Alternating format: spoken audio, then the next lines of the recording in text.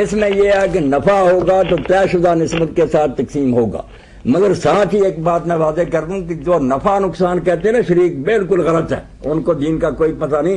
مضاربہ میں نقصان وہ نہیں اٹھائے گا جو محنت کرتا نا، اگر نقصان ہو گیا اس کی محنت ضائع گئی، کوئی پلے پیسہ نہیں اس کے پڑا۔ یہ نہیں کریں گے کہ الٹا اس پر قرضہ دے لیں، یہ تو ظلم عظیم ہوگا کہ ملا بھی کچھ نہیں اور قرضہ۔ یہ دو چیزیں تھی فیکٹر، ادھر لیبر تھی، ادھر آپ کا سرمایہ تھا کیپٹل، اس کی محنت گئی، آپ کا سرمایہ نیچے آ گیا، نفع ہو گیا تو تقسیم کر لیں گے نسبت کے۔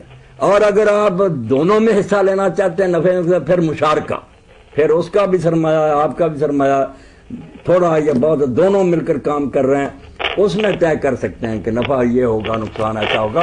مشارکہ کاروبار میں شرکت، مضاربہ، کسی کو پیسے دے دینا اور کاروبار ہوگا، صرف یہ دو شکلیں ہوں گی دنیا میں، ورنہ لوگ گھر رکھیں بھوکے مریں اور ڈاکو لے جائیں ان کے۔ اچھا، کاروبار میں صرف دو ہی شکل۔ مولانا بھائی کے سوال سے ایک چھوٹی سی بات، مقرر نفع جو ہے نا کہ گھر میں بیٹھے اتنا نفع مل جائے، یہ نہیں ہوگا، کسی کو ایسا نہیں ملے گا۔ تھوڑی وضاحت فرما دیجیے کہ مضاربہ کے اندر ہم تناسب کم زیادہ کر سکتے ہیں؟ کر سکتے، بالکل یہ کر لیں کہ آدھا جو بھی کر لیں گے دونوں فریق اپنے، یعنی پیسے بے شک آپ کے سارے پیسوں سے وہ کاروبار کرتا ہے، ہاں، یہ نہیں ہے کہ اس کے پاس سرمایہ اپنا بھی کچھ ہے، نہیں، وہ تو مضاربہ میں اس کا کوئی پیسہ نہیں ہوگا، صرف اس کا محنت کوئی ہوگا۔ پیسہ نہیں، لیکن اس میں بھی ہم اپ ڈاؤن کر سکتے ہیں، تناسب اس کا کچھ اور ہو ہمارا کچھ اور ہو، کر سکتے، یہ تو اپنے آپ طے کرنا۔ آپ السلام علیکم۔ والسلام ورحمۃ اللہ وبرکاتہ۔ جی صاحب بول رہے ہیں آپ؟ جی جی جی سر، ایک سوال کرنا تھا۔ جی پوچھیں بھائی۔ سوال سر یہ ہے کہ عورت کے بارے میں کیا حکم آیا ہے حدیث میں کہ وہ قبرستان جا سکتی ہے یا نہیں؟ جی مولانا، زیارت القبور جو عورتوں کے لیے حکم ہے اس کے حوالے سے سوال ہے۔ احادیث میں بھائی پہلے تو آپ نے بالکل زیارت قبور کی ممانعت کر دی تھی نا، مردوں کو بھی عورتوں کو بھی، نئے نئے لوگ اسلام لائے تھے کہیں شرک میں دوبارہ نہ مبتلا ہو جائیں، بعد میں پھر اجازت دے دی۔ اب کچھ کہتے ہیں کہ وہ اجازت صرف مردوں کو ہے، عورتوں کے لیے اب بھی منع، مگر صحیح وہی ہے جو ام المؤمنین عائشہ رضی اللہ عنہا نے فرمایا کہ حضور نے بعد میں اجازت ہمیں دے دی۔ وہ عمرہ پر گئیں، اپنے بھائی کی قبر پر بھی گئیں، لوگوں نے یہی سوال کیا، انہوں نے کہا تمہیں پہلی بات کا پتہ ہے، اور مسلم شریف میں بھی آتا، انہوں نے کہا اللہ کے رسول میں قبریں دیکھنے جاؤں تو کیا پڑھوں؟ حضور نے پھر پوری دعا سکھائی، یہ نہیں کہا کہ تو نے کیوں جانا، اس لیے اب جائز ہے، صرف ایسے دنوں میں نہ جائے جیسے عاشورہ وغیرہ کے دم گٹا ہوتا، مردوں کا بے پردگی نہ ہو، بے صبری نہ کرے، صبر کے ساتھ کہیں جائے تو جا کر دعا کر کے اور نصیحت حاصل کر کے آ جائے، جائز ہے، جا کر جائز۔ اور سر ایک اور سوال بھی ہے۔ جی فرمائیے۔ زیادہ نہیں جانا چاہیے کیونکہ سیگا جو ہے نا زوارات، بہت جانے والی کہ روز یہی کام ہے، یہ نہیں ہونا چاہیے، کبھی کبھی جائے۔ اچھا سر ایک اور سوال ہے۔ جی جی سوال یہ ہے کہ عورت کے پردے کے بارے میں کیا حکم ہے سر؟ وہ مکمل پردہ ڈھانپ لے اور ان کی کوئی حد مقرر ہے عمر کی؟ ہاں ٹھیک ہے، یعنی پردہ عمر کی کس حد تک کرنا چاہیے یا سارا؟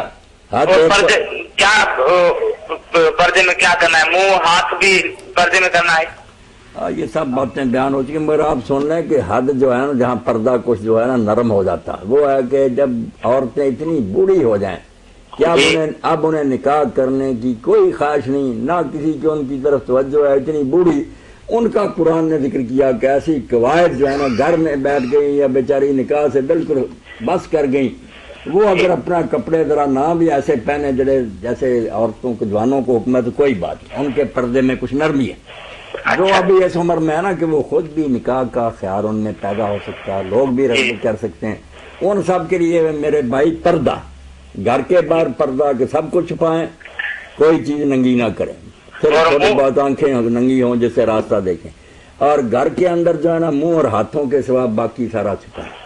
اگر ان کو باہر نکلے تو منہ بھی ڈھانپ لے اور ہاتھ بالکل باہر سب کو ڈانپے، باہر نہیں کسی چیز کی جھوٹی بڑی چادر ہو اس کے اندر اس میں اپنا لپیٹا ہوا ہو، سب کو چھپایا ہوا، باہر کا پردہ جو ہے مکمل، ہاتھوں کا بھی چہرے کی طرح ہی حکم، ہاں سب کچھ اس میں چھپانا۔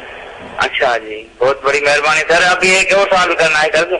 نہیں اگلے ہفتے کر لینا، اگلے کر لیں۔ چلو ٹھیک ہے انشاءاللہ، مہربانی رہیں بڑی بڑی آپ کی۔ جی ٹھیک ہے ٹھیک ہے۔ یہ مولانا ہمارے بھائی ثاقب آفتاب صاحب ایڈوکیٹ ہیں، اگر میں ثاقب صاحب کا اگر یہ حضرت کعب الحبار کی دعا میں لکھوا دوں تو شاید لوگوں کو سب کو کہاں موتا ملتی ہے یا وہ ڈھونڈیں گے، تو تو یہ پہنچ بھی جائے گی اب جی انشاءاللہ طاہر صاحب سب لوگوں تک. جی فرمائیے. اعوذ بوجہک الکریم الذی لیس شیئا اعظم منہ جی جی وبکلماتک التامات التی لا یجاوزہن بر ولا فاجر وباسمائک الحسنی التی علمت منہا وما لم اعلم من شر ما خلق وبرا وذرا. ہر چیز جو اس نے پیدا کی ہے اس کو وجود میں لایا جہان میں پھیلایا ان سب چیزوں کے شر سے میں ان چیزوں کے واسطے سے اللہ کی پناہ لیتا ہوں. اللہ مجھے بچائے. جی ٹھیک ہے. بھائی ثاقب آفتاب صاحب کا سوال ہے کہ جادو ہونے کا پتہ کیسے چلے گا کہ فلاں شخص پر واقعی جادو ہوا ہے؟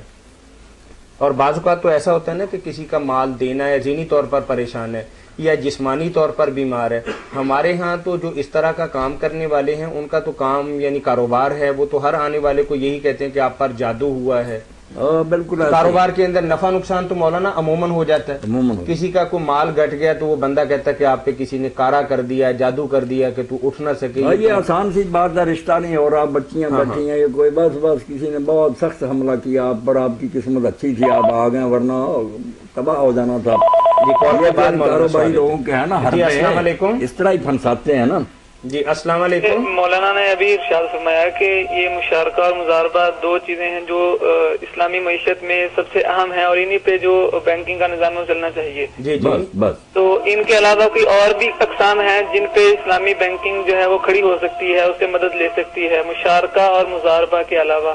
نہیں، کاروبار میں جو ہے نا کہ آدمی خود نہ کاروبار کرنا چاہے اور دوسرے کو دے تو پھر نفع لینا چاہے، اور نفع بھی متعین نہیں نسبت کے ساتھ. اس کے دو ہی طریقے، یا مضاربہ کرے کسی دوسرے کو پیسے دے دے، یہ کاروبار سے الگ رہے، یا مشارکہ. کاروبار میں جو مضاربت میں دے گا اس میں نفع میں شریک ہوں گے، نقصان سارا کیپٹل والے کا ہوگا. وہ کام کرنے والے کو یہی نقصان بڑھا کے اس کو ملے گا نہیں، کوئی محنت بیچارے کی گئی سال دو سال گئے. مشارکہ ٹھیک ہے، اس میں دونوں سرمایہ لگائیں. ان کے علاوہ اور بچہ کون سی صورت ہو سکتی؟ کوئی صورت نہیں. باقی تو لوٹنے والی کم بات زیادہ بھی ہو سکتا ہے مولانا. ہاں ہو سکتی. یہ آرام سے جو بیٹھ جاتے ہیں، بانڈ خرید لیے، یہ انعامی نکلا ہے، انہوں نے تو معیشت کو تباہ کر دیا. تو کاروبار میں لگاتے نہیں، کوئی کارخانہ نہیں بناتے، کوئی کاروبار نہیں، بس آرام سے بیٹھے ہوئے ہیں. کسی کا کروڑوں نکلایا پہ کیا اس نے کام کیا؟ کوئی معاشرے کی خدمت کی ہے؟ اس ڈاکو کو کیوں مل گیا؟ یہ مشارکہ میں جو آپ نے کہا کہ یہ مضاربہ میں تو تناسب ہوگا، نسبت طے ہوگی، تو جو مشارکہ ہے اس میں بھی بالکل یہی صورت ہے، یا اس میں نفع کا تعین کیا جا سکتا ہے کہ اتنے میں لوں گا، دوسرا کہتا ہے کہ اتنے میرے ہوں گے؟ پرسنٹیج یعنی آپ کہہ رہے ہیں؟ پرسنٹیج کے علاوہ نہیں، پرسنٹیج کے علاوہ نہیں. مقرر نفع کوئی کہنا کہ اتنے میں مہینے کروں گا، یہ سال کے لیے حرام ہے، بس یہ نسبت کے ساتھ طے کا. فرق یہ ہے کہ مضاربہ میں نفع میں شرکت ہوگی، نقصان میں نہیں. جو ہے مشارکہ اس میں نفع نقصان دونوں میں ہوگی. ٹھیک ہے. اور یہ اس سلسلے میں کوئی ایسی کتاب آپ کی نظر سے گزری ہو جو اسلامی معیشت جو ہے اس پہ حاوی ہو؟ یا اس پر حاوی جو ہے نا کتابیں، جو علی گڑھ یونیورسٹی میں تھے نا نجات اللہ صدیقی صاحب، انہوں نے بہت اچھی کتابیں لکھی ہیں، بلکہ تفصیل سے یہ بینکنگ اور سارے جو ہے ان کا بیان کیا. وہ وہاں شعبہ کے انچارج ہیں نا، وہ لے لیں اسلامی نظام معیشت پر، جو ہے نا نجات اللہ صدیقی یہ نام یہ رکھیں. ان کے علاوہ اور لوگوں نے بھی لکھی، مگر ان کا چونکہ شعبہ ہی تھا کہ نام سے بہت تفصیل سے لکھا. وہ جدید معیشت کو بھی جانتے ہیں سارا. یعنی کہ اسلامی بینکنگ کا اگر کوئی آغاز کرنا چاہے تو اس کے متبادلات جو ہیں یہ نجات اللہ یہ سب لکھے، سب مل سکتے ہیں. جی ٹھیک ہے. اصولی باتیں تو مودودی صاحب کی بھی جو ہے کتاب سود، اس کے دوسرے حصے میں انہوں نے لکھے، مگر وہ بنیاد نہیں ہے، انہوں نے تفصیل سے لکھا. مولانا پھر بتائیے گا کہ یہ کیسے پتہ چلے گا کہ کسی بندے پر جادو؟ نہیں پتہ اس کا کیا چلنا. جیسے بیماریوں کا پتہ بھی طبیب لوگ اور ڈاکٹری تجویز کرتے ہیں، جگہ جگہ ان کے ہم ٹیسٹ کراتے ہیں. اسی